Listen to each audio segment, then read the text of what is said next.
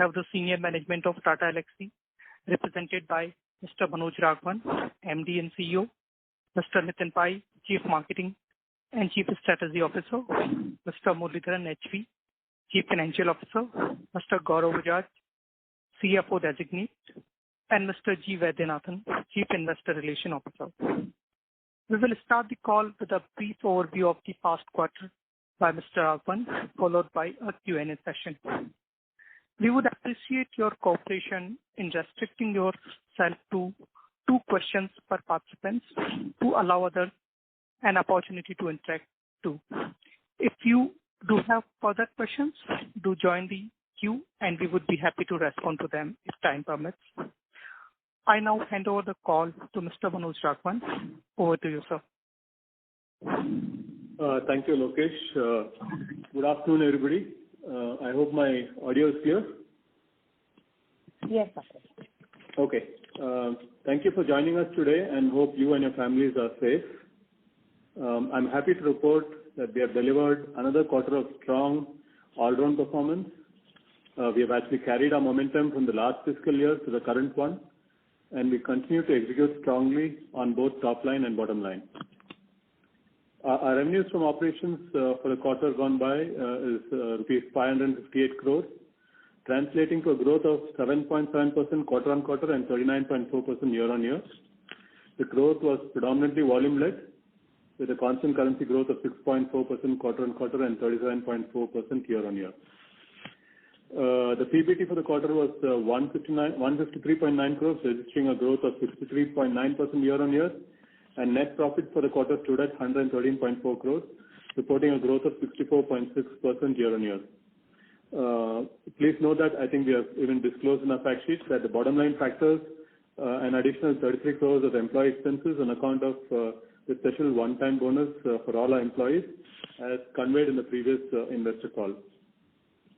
Growth was driven primarily by strong performance in both our key divisions, EPD and IDV. The Embedded Product Design, EPD, our largest division, grew by 7.5% quarter-on-quarter and 31.4% year-on-year. And the Industrial Design and Visualization business, IDV, posted a smart growth of 13.9% quarter-on-quarter and 132.1% year-on-year. So geography-wise, our growth was led by the Americas with 17.5% quarter-on-quarter and 69.3% year-on-year growth. Europe grew by 5.4% quarter-on-quarter and 30.1% year-on-year. India grew by 2.8% quarter-on-quarter and 47.6% year-on-year. And again, within EPD, the growth was broad-based across industry verticals. Healthcare continues to grow faster than the other industry verticals, the growth of 19.3% quarter-on-quarter and 80.2% year-on-year. Media and Communication delivered another steady quarter with 8% quarter-on-quarter and 31.6% year-on-year growth. Transportation business continues to show revival with a 3.4% quarter-on-quarter and a 20% year-on-year growth. So if you look at it, the growth was in our business, right, was primarily driven by deep mining in our existing customers, especially in the top 5 customers. Even as COVID first started to affect our customers around the world, we pivoted quickly and supported by a mature offshore delivery capabilities. And for the past few quarters, we have been focusing, as a business, focusing on creating sustainable and long-term engagements that allow higher degrees of predictability and order book as we progress from one quarter to another. We have been constantly improving on this front with all our customers, and which actually builds confidence as we move forward. Equally, we have been focused on high-quality customer additions, especially led by solutions and design-led digital engagements. I'm pleased to see that starting to work well and sets up a platform for larger growth and mining. So all in all, it has been a pretty satisfying quarter with growth across both our key divisions, all our key geographies, and all industry verticals. We are entering the second quarter with a strong order book and a healthy deal pipeline across key markets and industries. With that, I hand it over for the Q&A session and would look forward to interacting with you investors. Thank you. Thank you very much. We will now begin the question and answer session. Anyone who wishes to ask a question may press star and 1 on their touchtone telephone. If If you wish to remove yourself from the question queue, you may press star and two. Participants are requested to use handsets while asking a question. Ladies and gentlemen, we will wait for a moment while the question queue assembles.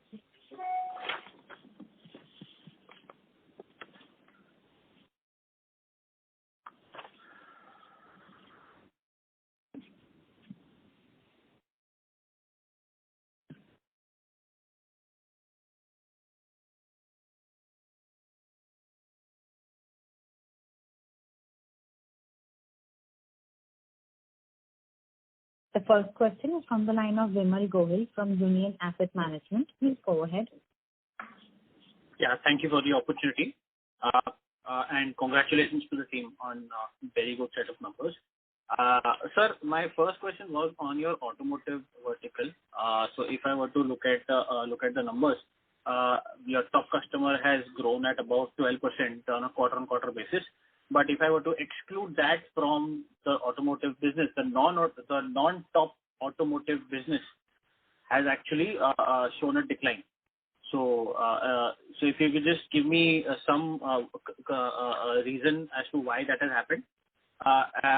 And second reason, and the second question that I have, and if you could just provide an overall outlook on your automotive business going forward. The second question I have is on margins. The company continues to be surprised on the upside. So if I were to look at your adjusted margins, they are still 30% plus. And I think they are above the band that you have sort of provided of 25 to 27% EBITDA margin band. Is there a need to sort of relook at that band and probably revise it upwards, given the fact that you've been very consistent in reporting these numbers? This is notwithstanding the eventual salary hikes or wage hikes that we see next quarter. And lastly, if you could just give us the wage hike number that you are planning to do in Q2 of FY22. Thanks. Sure. I'll take the easy question first. So from a wage hike perspective, I think it will be in line with what we have done the last year, about 7 to 8%. That will be the wage hike, and the wage hike will be effective from July 1st, right? From a margin perspective, yes, if you look at that adjusted margins, yes, I think we are in line with what we delivered in the last quarter. However, again, I would come to the situation that look, these are extraordinary times. There will be expenses which will come up once travel and everything starts. I think we are pretty comfortable with what we reported in this quarter, and that is something that we would focus on. Regarding the top customer, I think the automotive industry in general has picked up for us, so which is good, and we have been continuing our growth, from the previous 2 quarters. If you look at it, when COVID hit, most of our competition, both in India as well as abroad, had a revenue dip of anywhere between minus 10% to minus 6%, and so. But we managed to be almost flat, right? So from that we have grown. I think we have grown almost 3%, right? So that is a very creditable growth. Again, you have inferred. You had inferred the top customer at 12%. I think that is, I would like to state that that is a wrong inference that you have taken. The customer that you have indicated is not the top customer. So from that effect, all your assumptions have gone wrong. So you need to really look at it. Okay. So I mean, if you talk about the top customer, basically, okay. Fair enough. I'll probably get back to the queue. I'll probably take the next question offline then. Thanks a lot. Thank you. Thank you. A reminder to the participants, anyone who wishes to ask a question may press star and 1 now. The next question is from the line of Bharat Sheth from Quest Investments. Please go ahead. Hi, sir. Mr. Raghavan and Nitin team, good congratulations on good set of numbers. Thank you, sir. Mr. Raghavan, see, you in this last 2 quarters we have added more than 1,000 employees, which is roughly around 15% of the total employee as of June 30th. So how do that inferred, or from the growth perspective, since we are on very good, strong order book. So if one has to really look at, medium term our growth number, this quarter we have grown 7%, and if we continue to do so, our growth number would be annual should be around what we were aspiring, about 30% plus. So do you think this number indicate those kind of things? Yeah. So the fact that we have been adding significant headcounts would give you an indication of how we see our business and how confident we are on our business. So what we are doing is we are building capacity to address the pipeline that we see and address the deals that we have already won, and that shows the confidence that we are moving in the right direction. Whether we will achieve the numbers that we have talked about, that is secondary, right? But we are doing what we see. We see the pipeline, we see the strong order book that we have, and we are building capacity to address what we have. Okay. And second question, in this quarter we have won a new deal of including EV space also. So how do one has to really, which earlier was not very, we were talking much on the EV side also. So with the EV side play, how do we really look at our company? No, if you look at automotive industry is moving the electric vehicles way, right? Right. Most companies, most OEMs, most suppliers are investing in that. So I think there was a little bit of a slowness because of COVID and because of all the structural issues in the industry. We see all of that slowly, situation improving, and we see a lot of deals coming our way. So, and we have been, preparing for this, and we have been, and I don't think this is the first deal that we have. Right? We have had earlier deals also in this space, but we are calling it out now because these are significant deals for us, and we hope that will help us, as the automotive industry recovers, and investments begin to flow in, and we are ready to catch on the opportunities that come our way and deliver value to our customers. So that's the way I see it. And last questions, when we say large deal, can it be upward of 25 million, or what is our definition for the large deal, if you can give some color? No, large deal, when we say, many of the deals when we start off, unlike IT deals, I do know that even a few of our competition talks about large deals, but those are typically, projected deals, right? Assuming that, the deal will go on for 3 years or 5 years. But typically in our space, in the engineering space, customers would start off with about 12 months sort of an opportunity, and then as we grow that particular engagement, it converts into a multi-year opportunity and so on. So in my view, if a deal is around 5 million, especially a new customer, I would consider it as a large deal. Thank you. We would request the current participant to please come back in the question queue for any follow-up questions, as we have several participants waiting for their turn. The next question is from the line of Hiren Ved from Alchemy Capital. Please go ahead. Yeah, hi Manoj, Nitin, and rest of the team. Congratulations on yet another great quarter. Thank you, Hiren. I had one question on your Q-on-Q run rate. You mentioned Americas was 17.5%. I mean, that's quite staggering, right? And Europe was just 5.4%. So was there something in the base in Americas that we've had a strong quarter, or it's just organically a strong quarter, and do we continue to see a strong run rate in the US, and why is Europe still lagging, compared to Americas? So just wanted to understand this geographical run rate is quite differential, 17.5 and 5.4 for Europe, considering both of these are significant geographies for you. Yeah. So if you look at it, number one, we have been investing in the U.S. geography for quite some time, including building up, sales capacity, consultants, and so on and so forth, right? Europe is also important for us, no doubt about it. But if you look at our revenue distribution, our, automotive business tends to be a lot more Europe-centric, and our media and communication and healthcare business tends to be a lot more US-centric. Right. So if you look at it, if you see the growth that we had the growth both in media and communication and healthcare, again, significant growth. And automotive also grew, but at a slower rate. So that naturally reflects in the regions also, US versus Europe.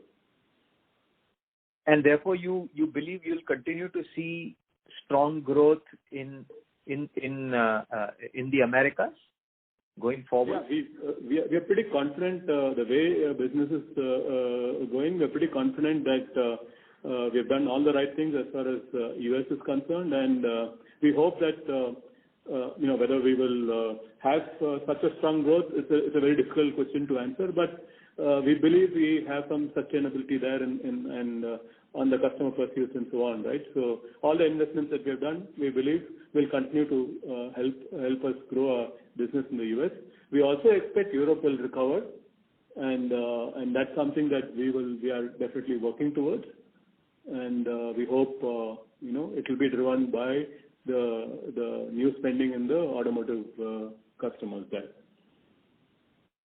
Right. Okay, thanks. I'll come back later on. Thank you. The next question is from the line of Naveen Bothra, an individual investor. Please go ahead. Yeah. Congratulations for a strong set of operating performance continuing from the last financial year. When we see the results and adjusted profit margins are quite good. My first question is regarding we have 40 crores incremental revenue, and against that adjusted salary increase is 5 crores. So how would you like to describe this sales due to utilization improving or offshoring increasing, or the major incremental revenues are coming from platform and licensing revenues? Basically, my question is regarding platform and licensing revenues. How much this is contributing to our in this quarter as compared to last quarter? That is my first question. And second is regarding, sir, our Tata Elxsi Vision 2026. When we see on the public platforms, our website, social media, we are giving data from 2021, various research reports, which says that this sector is going to grow 42% in 2021 to 26, and all these things. So we would like to know, we would request you to kindly throw more light on our Vision 2026, it will help investors very well, sir. Thank you, sir. So, so regarding the platform and licensing, our licensing revenues are still, below 5%. But that is not really the metric that we track there, because we really look at how these enable us to really win new customers, or within existing customers, how does this platforms and intellectual property that we have, how are we able to differentiate ourselves with respect to competition and ensure that our business continuity is assured with some of these customers, right? Because of the investments that we have made, because of the strong intellectual property that we have that is embedded in the solution that we provide for customers, it is very difficult for some of our customers to really move. Of course, then if you're not delivering value, the customers will definitely move out. But there is definitely a barrier for them. It's not an easy decision. So to that extent, yes, we continue to look at the products and intellectual properties that we have and use that to really get into new customers and also strengthen our relationship with existing customers. Regarding Vision 2026, that is an internal thought process inside Tata Elxsi. It's nothing that we, at this point in time, that we would like to talk to investors about. It's something that we are planning on a very ambitious goals. It is very early stages, though. We are refining it and so on. So maybe at an appropriate time we will let you know. But there's nothing at this point in time to disclose. Appreciate, sir. Just coming back to the platform and licensing revenue, my question was basically the incremental revenue in this quarter, out of 40 crores, how much we would attribute to platform and licensing revenue? Because the salary increase is, excluding the bonus, is 33 crores. Excluding 33 crores, that's 5 crores. So is it due to better utilization? Utilization has improved. On-site offshore ratio, the offshore on-site ratio has improved. We've also had, other income, that is a foreign exchange gains were there. If you look at it, all of that has helped us, really bridge that gap. Okay. And my last question is regarding, sir, recently we have signed a MOU with K-Infra, Kerala government institution, regarding our Trivandrum expansion, where we are talking about in 3 to 5 years, scaling up to from 2,500 employees to around 7,000 employees. If you can throw more light on this MOU which we have recently signed. So in a single city, in next 4 to 5 years, we are going to expand our current strength from say 2,500 to 7,000. So if you can throw more light on this. Yeah, I wouldn't request you to go by that. I think that release is given by the government of Kerala. Yes, we have signed an MOU with them. We are entering into a new SEZ there. It's an extension of our current SEZ. So the phase 1 would be about 1,500 to 1,600 seats. Right. So at this point of time, we are only focused on that. And maybe 2-3 years down the line, if things go well and as per our growth plans and so on, we have an option to take another similar facility again at the same another 1,500 or 1,600 seating capacity. At this point of time, the commitment is primarily on the 1,500 seating that we are looking at, and that should come maybe by end of this calendar year, December, January time frame is what we expect. Okay. Thank you very much. Congratulations again. Thank you. Thank you. The next question is from the line of Mayank Babla from Dalal & Broacha. Please go ahead. Hello. Am I audible? Sure. Yeah. So, who would be our direct peers in the global space? If you could give us some names. And second question would be, in terms of headcount, what would be the percentage of people on site and offshore? And related to that, what was the utilization level during the quarter? If you could give me that, please. Thank you.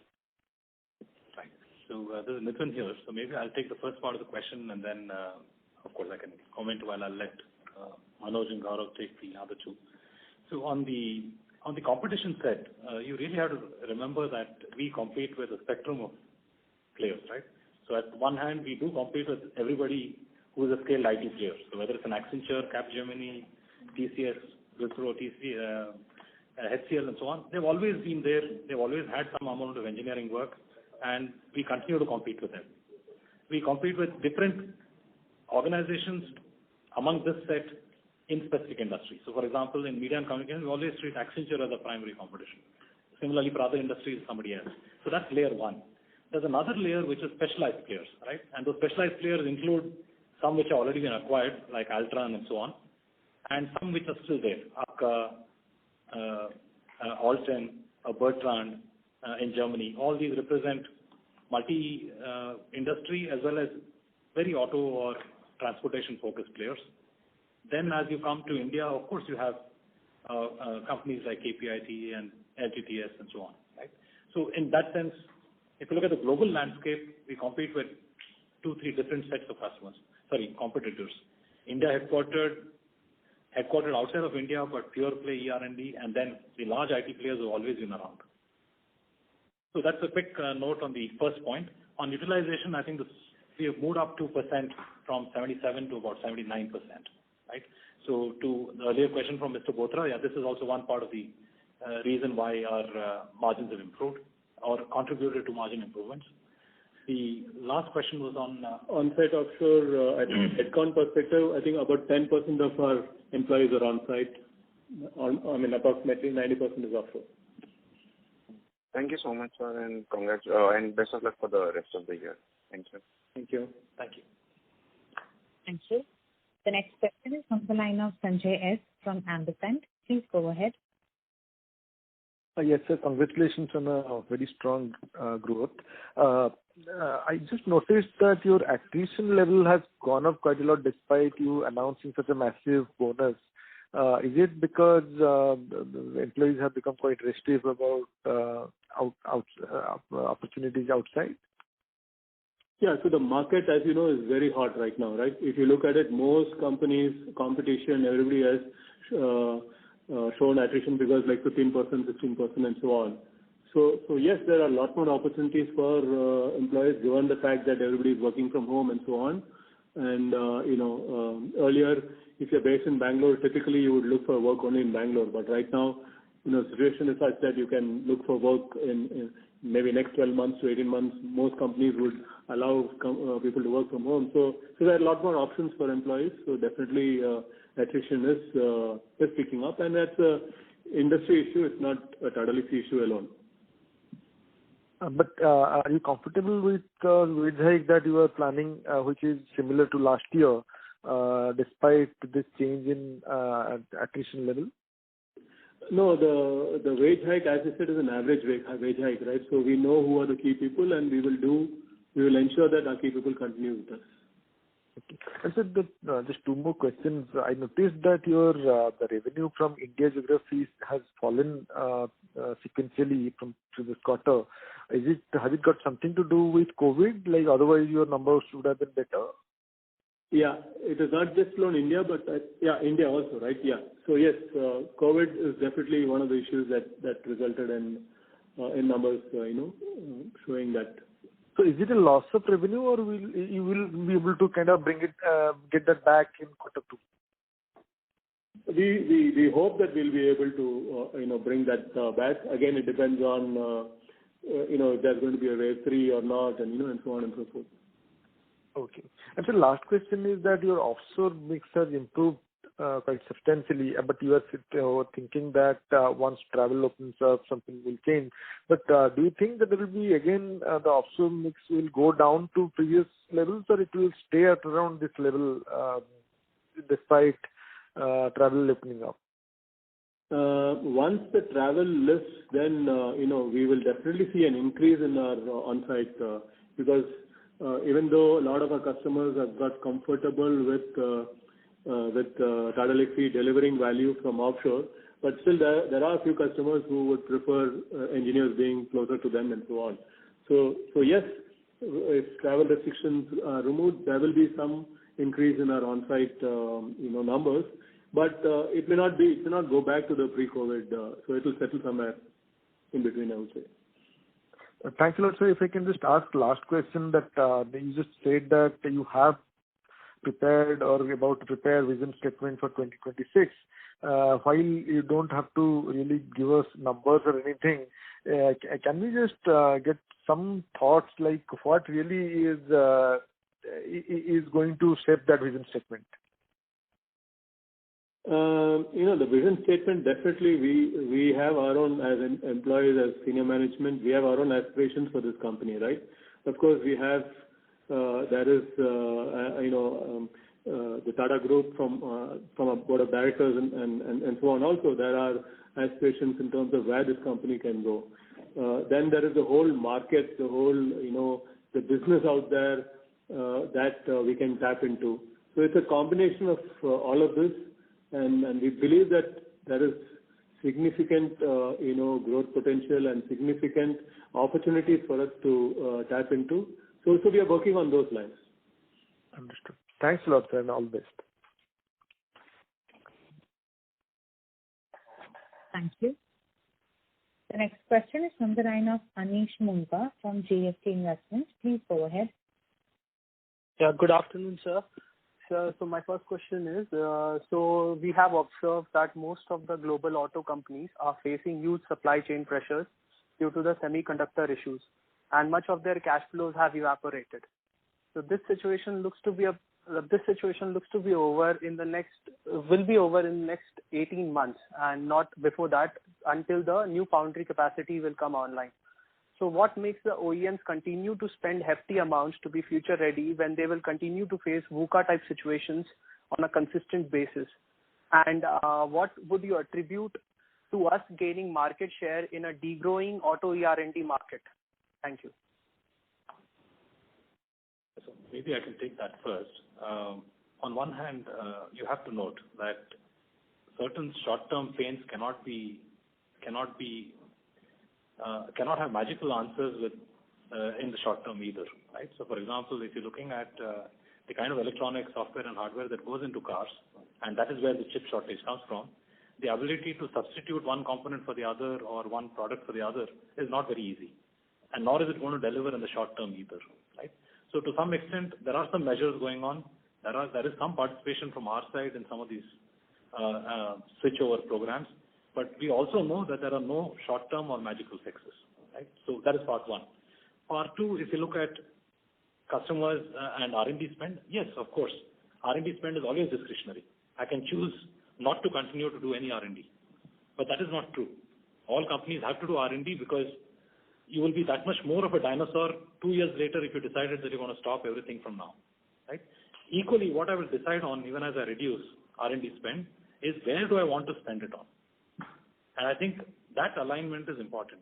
That if we are aligned and we deliver services in the areas that they would want to invest and where they see their future, then you're in a good place. If you're in a place where it is that particular R&D spend does not bring as much bang for the buck in the future, yes, you would find yourself cut out. So I believe based on this, we are in a reasonably good place, especially set for the future. Thank you, sir. So my next question will be, what are the initiatives other than the 33 crore one-time bonus that the company has undertaken to showcase the best attrition rates in the industry, and that too quite consistently? So do you see it as a big risk going forward that there is a supply-demand mismatch for good engineers, which will lead to higher than expected inflation in the upcoming years? So what's the plan for the company to increase its employees from the current 8,000 odd to 50,000 or the 20,000 or 50,000? Yeah. What was it, 20,000 or 50,000? To increase the base of to increase the employees number from the current 8,000 and also deliver consistent numbers regarding the attrition. Sure. So attrition is a function of many parameters, right? Including the market situation, including the competition play, including the investments by multinational companies and so on and so forth, right? But we have been through these cycles multiple times. This is not the first time that we are seeing attrition go up. Even in Tata Elxsi, we have seen earlier attritions up to 15% and so on, and we have been able to manage attrition. So we will continue to do it. Why do employees continue to work with us?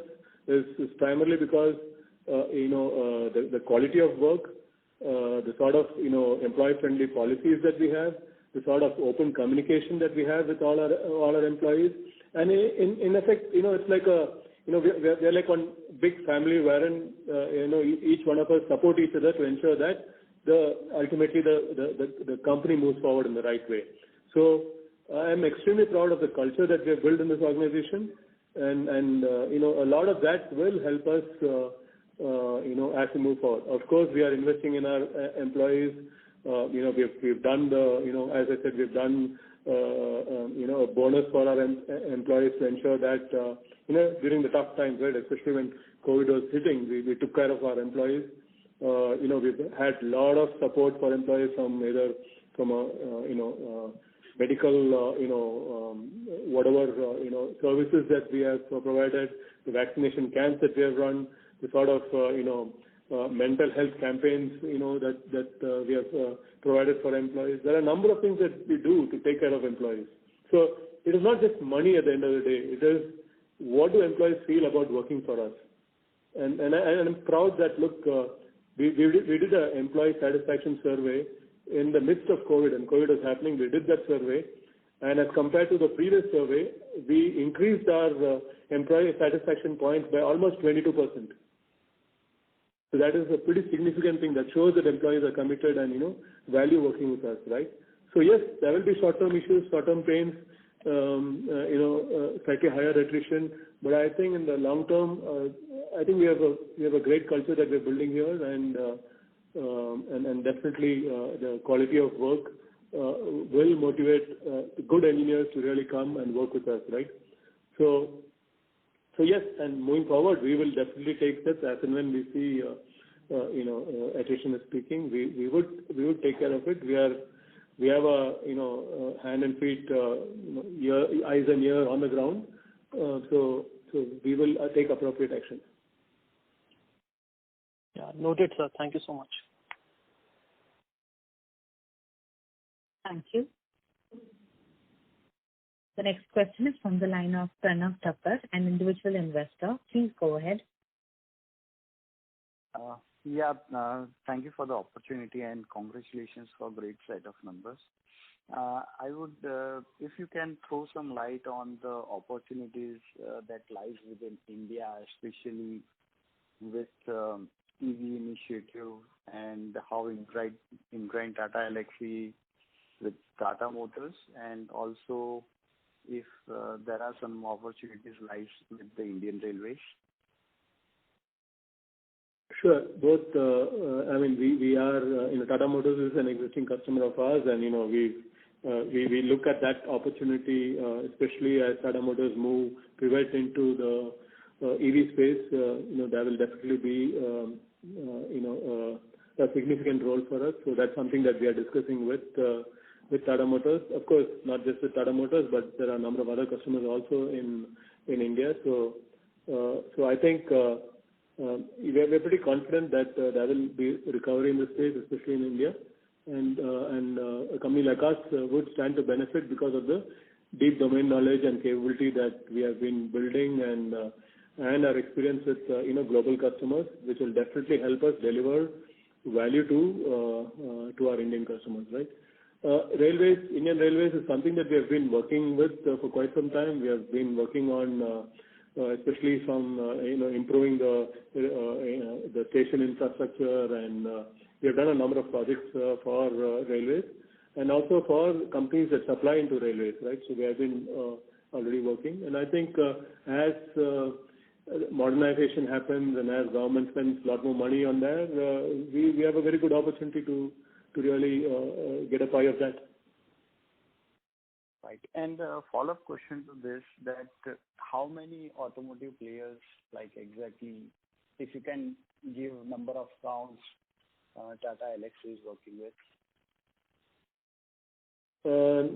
Specifically number of accounts, I don't think I'll be able in a position to tell you that, but I can say 5 of the top 10 OEMs are our customers, and about 8 of the top 20 suppliers are our customers. Great. Thank you so much, and all the best. Thank you. Thank you. The next question is from the line of Ashish Agarwal from Principal India. Please go ahead. Yes, thank you. So just one clarification. Most of my question has been answered. So in one of the other questions you mentioned and it indicated that the top client is not from the auto vertical. I just wanted to get some clarification. So that would mean, given the fact that we are expecting more than $30 million of revenue from JLR this in FY22, so will that mean that the top 2 customers will be now around 25% of our revenue? Sorry, the question was not clear at all. What is the 25%? See, in one of the other questions you mentioned that the top client is not from the auto vertical, right? So if we are expecting more than $30 million of revenue from JLR in FY22, so that would mean that top 2 customers will be closer to 25% of our revenue. Am I right in assuming that? If JLR gives $30 million, is that what you're saying? Yes. So JLR is not the top customer, and it's maybe I can't do the math immediately, but yeah, between 20-25% you can say. The top 2 customer will be that like of a number. Yeah. Okay. Got it. Thanks. So which vertical will be the top client now? It's in the media and communication vertical. Media and communication. Okay. Got it. Thank you. Thank you. The next question is from the line of Apurva Prasad from HDFC Securities. Please go ahead. Hi, good afternoon. I hope I'm audible. Yeah, Apurva, go ahead. Great. So, congratulations on the number. Manoj, just 2-3 questions from my side. So, I noticed a strong sort of number of strategic partnerships in the release, So, in terms of nature of deals, it does appear that deal sizes are increasing, becoming more strategic. So based on the overall, demand environment and the kind of wins and the overall pipeline, you think it's fair to assume a similar sort of sequential run rate can be maintained in the near term? That is the intent, but there are no assurances in this business, right? So we are doing everything we can to really, keep up that growth momentum. But any color on terms of deals and how that is progressing to give confidence in terms of... pretty. As we sit today, we really have a very, very strong order book, and that is the confidence that we can continue to grow at least in the short term, right? And you would have seen the performance in the last 4 quarters. Right. And secondly, this is more from a group entity's perspective. So we've heard TCS as the group entity focusing a lot more on areas which are core competency areas of Tata Elxsi. So I'm referring to connected EV ADAS segment, or it is, the OTT, based on some of the deals that has been out. So 2-part question to that. Is there a joint go-to market with TCS in automotive and the OTT side? Or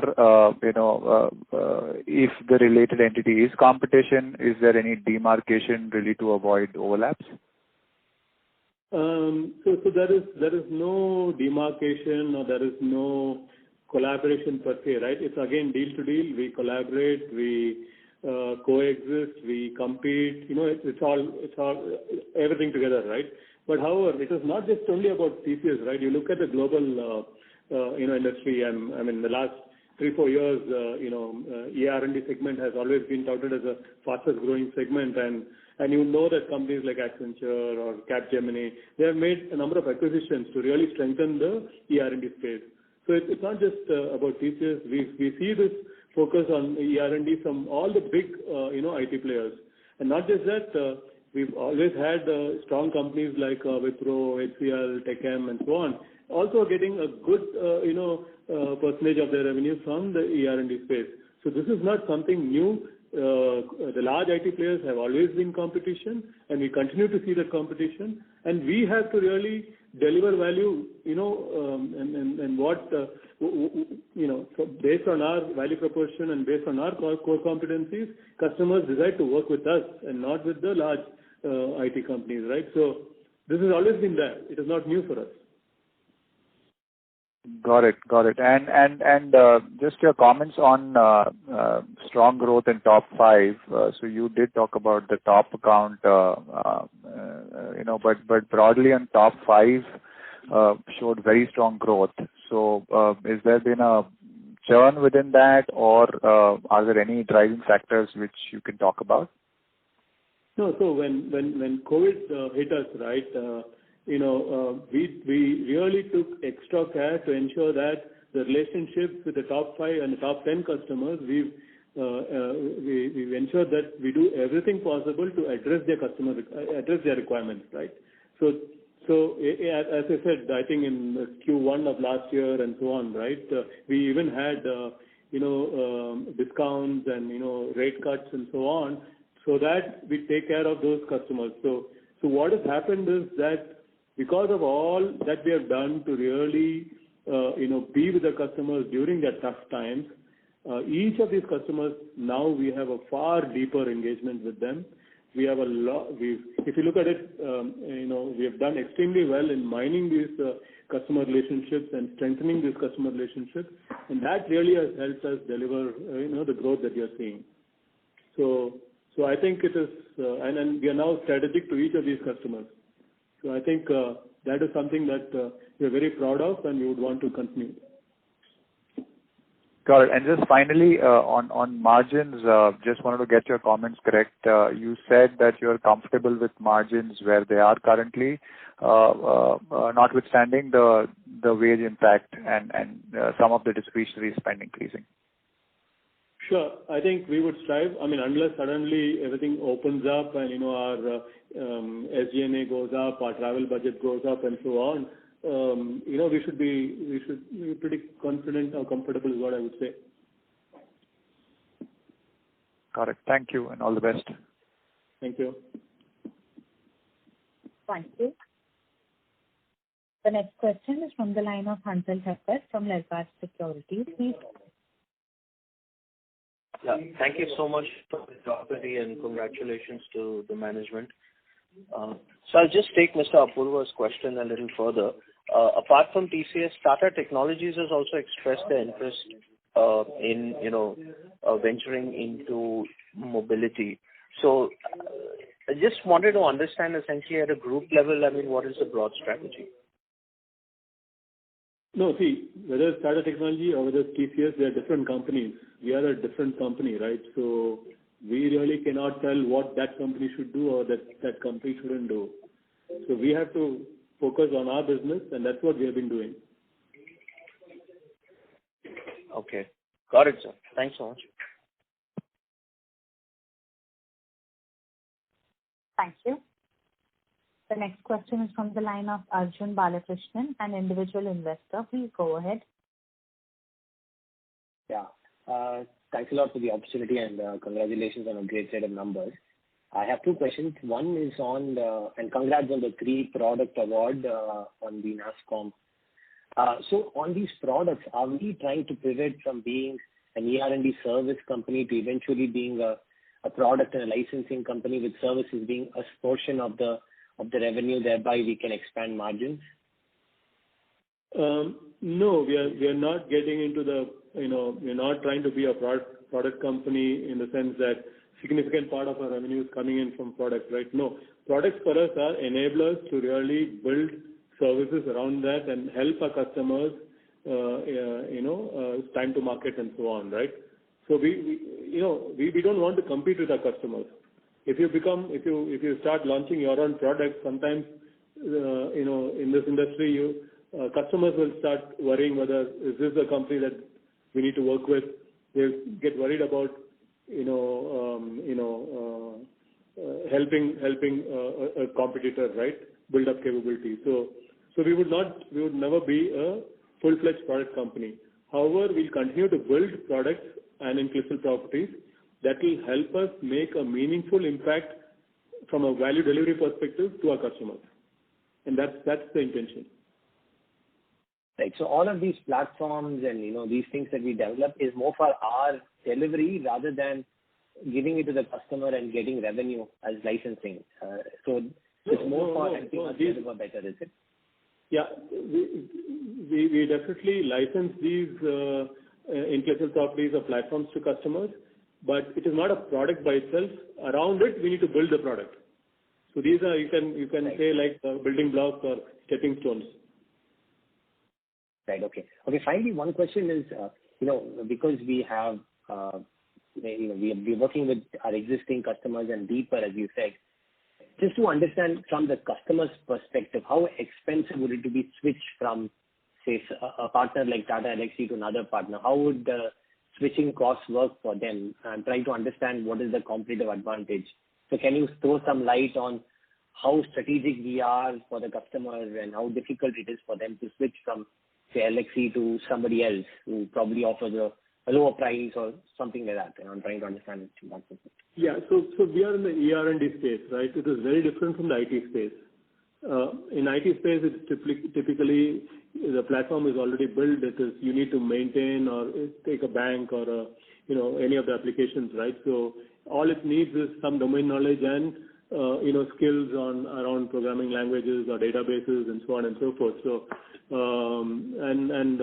switching costs is not very different, and many of the you can replace one competitor can easily replace the other by providing value, which could be price or anything else, or some IPs that they have and so on. But in the case of R&D services, it is also to do with the relationship that you build with the customer over a long time. See, R&D is like, and globally also it is known, right? Not all R&D succeeds.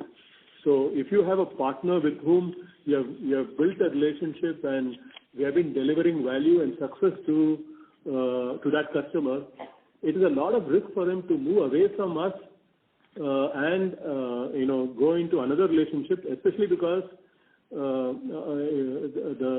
nature of work, the processes, the type of people that we have, there is a confidence that is already built in with the customer.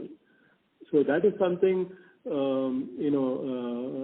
unless the product development is not a very complex product, unless it is, say, maintenance or a support sort of activities where domain knowledge is really not very, very critical and so on, it's relatively not easy to make that switch.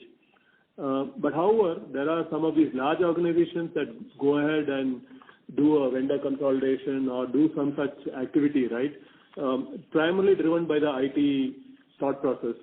But every such case, we have seen, whether it is a large deal that you have read in papers over the last 5-6 quarters, especially in the engineering space, they've not really been successful.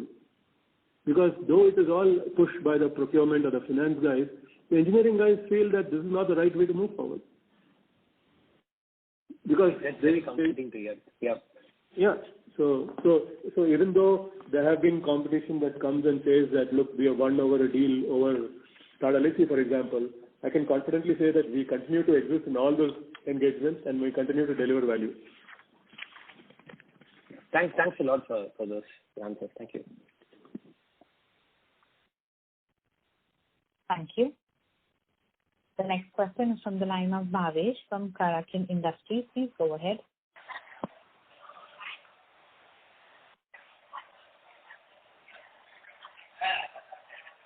Bhavesh, the line is in talk mode. You can go ahead, please.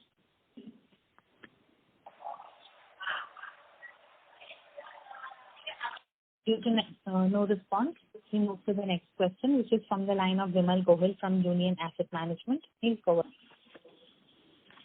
Great, sir. Thank you so much for the opportunity once again.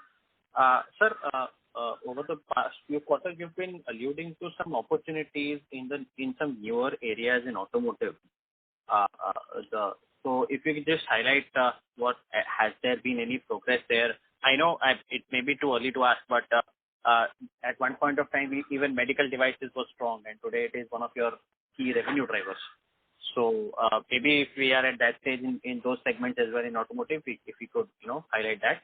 And secondly, I just wanted one data point. You said that your effort mix currently is at 10% on-site, 90% offshore. What was this mix pre-COVID? If you could just give me that data. Thank you. Sure. Maybe I can take both, and I can start with the second one first. In some sense, it will be directly proportional to the revenue, right? Because what we declare on the website is revenue. About 25%. Yeah, correct. So in some sense, you will find that there is some correspondence directly of revenue to people. So you can use the same percentage. Pre-COVID, I think on-site would have been anywhere between 25 to 30% or so. Correct. And you don't see this going back anytime now. I mean, this is a structural change that has happened. Maybe some 5% here and there, but it's definitely not going to 25 to 30. Yeah. That's what we got it. Perfect. Yeah. And on the first part, I presume you're calling out the adjacencies in transportation, which was rail and off-road.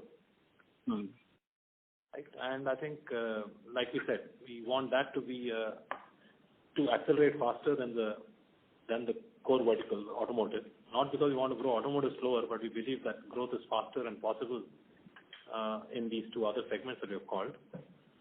And the other reason why we selected those were also because skill sets are complementary. We can carry over skills and capabilities that we have built in automotive into these sectors. And we are measuring only two metrics, right? One is total revenue composition. How much of revenue does it contribute, and is that changing? Is that accelerating? And two, are we acquiring the right logos? Because those industries are obviously much smaller. So we therefore need to acquire those, if I may call it, premium logos in those segments. And I think we are doing very well on both counts. So would you want to quantify it right now? How much does it contribute, or is it too early to, or it's not meaningful right now? It is not meaningful right now in the sense that we have set very, very definite parameters, and we expect that there will be a time where we can start to call that out separately like we call medical now. Until that point, I think it does not provide any great insight